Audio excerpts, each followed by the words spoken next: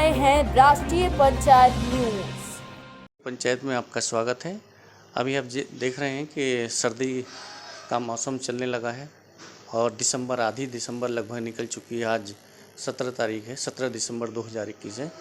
ठंड का प्रकोप लगातार बढ़ता जा रहा है। प्रशासन ने भी ठंड से बचाव के लिए, लोगों को बचने के लिए कि बीमार ना पड़े, कई बार मौत भी हो जाती है, ऐसी दुर्घटनाओं से, ऐसी समस्याओं से बचने के लिए शासन ने भी एडवाइजरी जारी की है। तो इसी बिंदु को लेते हुए, इसी समस्या को लेते हुए हम लोग कुछ डॉक्टर्स की भी राय लेने के लिए आए हैं। आज हम बैठे हैं डॉक्टर अवधेश वशिष्ठ जी के पास में, जो बिजनौर शहर के एक बहुत ही प्रसिद्ध डॉक्टर हैं। तो बात करते हैं कि सर्दी से बचने के लिए क्या उपाय करने चाहिए और सर्दी से वो कौन सा एज वर्ग है, वो कौन सी आयु के लोग हैं, बच्चे हैं, बड़े हैं, किस वर्ग के लोग हैं जो ज़्यादा प्रभावित होते हैं। तो स्वागत है डॉक्टर साहब आपका राष्ट्रीय पंचायत में। नमस्कार डॉक्टर साहब, जैसे अभी सर्दी शुरू हो रही है तो इसमें कौन सी वर्ग ज़्यादा प्रभावित होता है? बेसिकली ये सर्दी का मौसम है और अभी आने वाले 1-2 महीने काफ़ी ठंड हमारी रहती है। इसमें शीतलहर चलती है। शीतलहर, ठंडी हवाएं जो हिमालय से आती हैं, बर्फ़बारी हो जाती है, तो तराई के क्षेत्र में ये हर साल समस्या होती है। शीतलहर बहुत सारे मरीजों को अपनी चपेट में ले लेती हैं, बहुत सारे लोगों की मृत्यु भी हो जाती है शीतलहर के चलते।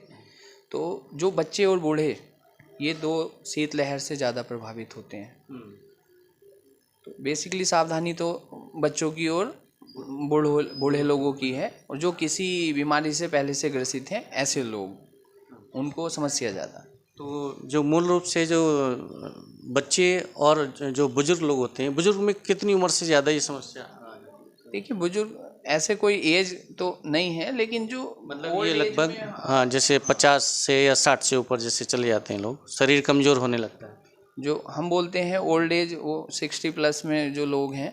इसके अलावा उससे भी यंग एज वाले भी जो सांस के रोगी हैं, अस्थमा वाले हैं, या जिन्हें COPD की बीमारी, स्मोकर्स हैं, या जो अदर किसी टीबी के मरीज हैं, सांस संबंधी अदर कोई दवाइयाँ चल रही हैं, BP के हैं, हार्ट संबंधी दवाइयाँ चल रही हैं, डायबिटिक पेशेंट हैं, उन्हें विशेष रूप से सावधानी बरतनी है। तो बच्चों को और ओल्ड एज में जो बुजुर्ग अवस्था में आ चुके हैं उनको ज़्यादा सावधानी बरतने की ज़रूरत है इस उम्र में।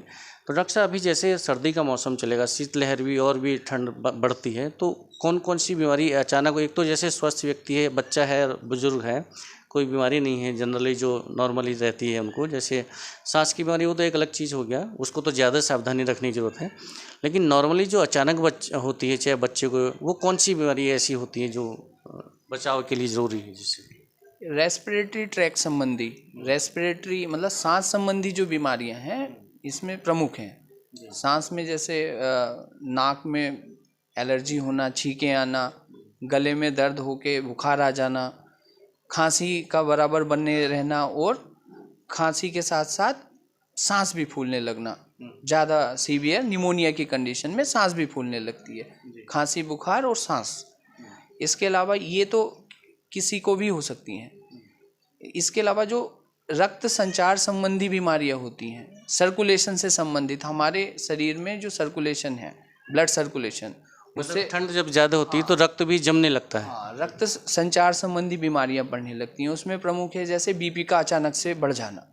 BP अचानक बढ़ेगा तो हार्ट पे लोड जाएगा। हार्ट के पेशेंट हैं, उसमें अटैक आने की संभावना रहती है हार्ट को। दूसरा, जो ज़्यादा शूट अप, एक तेज़ी से BP बढ़ेगा तो ब्रेन स्ट्रोक संबंधी दिक्कत, पैरालिसिस से संबंधित समस्याएं ओल्ड एज वाले रोगियों को बढ़ जाएंगी।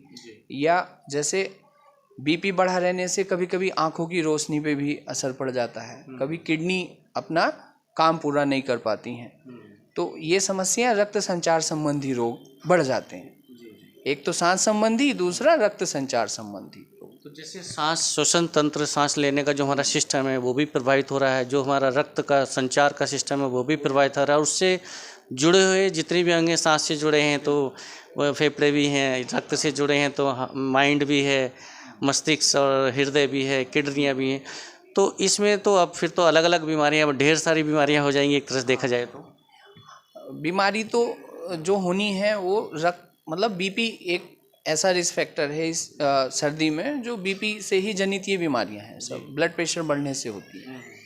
दूसरा, एक और सावधानी इसमें लोगों को बरतनी चाहिए, जो मैं संदेश देना चाहता हूँ बिजनौर वासियों को, कि बंद कमरे में अंगीठी जला के नहीं सोना है। हर साल न्यूज़पेपर में ऐसी घटनाएं आती हैं, तो जो भी मेरी ये बात सुन रहे होंगे, क्लोज कमरे के अंदर कोई भी ज्वलनशील चीज़ें, जैसे जिसमें धुआं निकल रहा है, ऐसी चीज़ें कोई भी क्लोज चीज़ में जला के रात में सोना नहीं है। यदि हमें जलाने की गर्माहट के लिए जो यदि ज़रूरत पड़ती है तो हमें खिड़की दरवाजे खुले रखने हैं, और उसको थोड़ा दूर रखना है, सोर्स को खुले में रखना है। अच्छा, जैसे ये तो जलाने वाली चीज़ें होगी, जैसे अंगीठी या कुछ तसले में कुछ ईंधन वगैरह जला के गर्माहट लेते हैं, कोई कमरे को रख देते हैं बंद करके। लेकिन जैसे जो इलेक्ट्रॉनिक उपकरण आते हैं, इलेक्ट्रिकल उपकरण आते हैं, जैसे ब्लोअर हुआ, हीटर्स हुआ, तो क्या इनको चलाने से भी ऐसी दिक्कतें पैदा होती हैं कि उनको भी सावधानी बरतने की ज़रूरत है, खिड़की खोल के रखने की ज़रूरत है? एक्चुअली कोई भी, जैसे ये सब हीटर और कोई भी ज्वलनशील चीज़ें होती हैं, ये एटमॉस्फेयर की ऑक्सीजन को एब्जॉर्ब कर लेती हैं, तो एक तो एटमॉस्फेयर में ऑक्सीजन की कमी आ जाएगी। इसके अलावा जो जलने के बाद टॉक्सिक गैसें निकलती हैं, जैसे कोई हमने कोयला जला लिया, लकड़ी के कोयले जला के रख लिए, या आग हम जला रहे हैं, उसमें आग के अंदर से जो निकल रही है कार्बन मोनोऑक्साइड, कार्बन डाइऑक्साइड, वो एक जहरीली गैस है। उससे मरीज ज़्यादा उसकी मात्रा बढ़ जाएगी बंद कमरे में, तो मरीज बेहोश हो जाएगा और सोता ही रह जाएगा। मॉर्निंग में उठ ऐसे मृत्यु पाई जाती है बहुत सारे लोगों की, तो ये समस्या है। तो आपने देखा कि किस तरह से अगर हम बंद कमरे में अंगीठी जलाते हैं या हीटर चलाते हैं या कुछ भी ऐसी गर्माहट लेने के लिए कोई भी इलेक्ट्रिकल उपकरण चलाते हैं या कुछ भी जलाते हैं, तो उसमें जो कार्बन मोनोऑक्साइड गैस निकलती है, जो हमारे स्वास्थ्य के लिए बहुत ही नुकसानदायक, घातक होती है। और साथ ही जब बंद कमरा होता है तो ऑक्सीजन को ये एब्जॉर्ब कर लेते हैं, मतलब शोषण कर लेते हैं ऑक्सीजन का, और उसमें जो कार्बन डाइऑक्साइड होती है, कार्बन मोनोऑक्साइड होती है, कई तरह की टॉक्सिक गैसें उसमें आ जाती हैं। तो अगर आपका रूम बंद है और उसमें आप कुछ भी ऐसी अंगीठी या हीटर कुछ चला रहे हैं, तो ये ना चलाएं। अगर चलाना ही है तो खिड़की या कोई भी ऐसा चीज़ चला के रखें, खुले में चलाएं और तब इसका इस्तेमाल करें। तो ये हमें एक बहुत ही सावधानी बरतने की ज़रूरत है, डॉक्टर साहब ने जो बताया है। तो हम चाहेंगे कि डॉक्टर साहब ने जो सुझाव दिए हैं आप लोगों के स्वास्थ्य के लिए, आप लोगों की सेहत के लिए, उसका आप सब लोग ख्याल रखें। हम चाहेंगे डॉक्टर साहब का धन्यवाद करना, राष्ट्रीय पंचायत को समय देने के लिए। डॉक्टर साहब धन्यवाद। धन्यवाद। नमस्कार।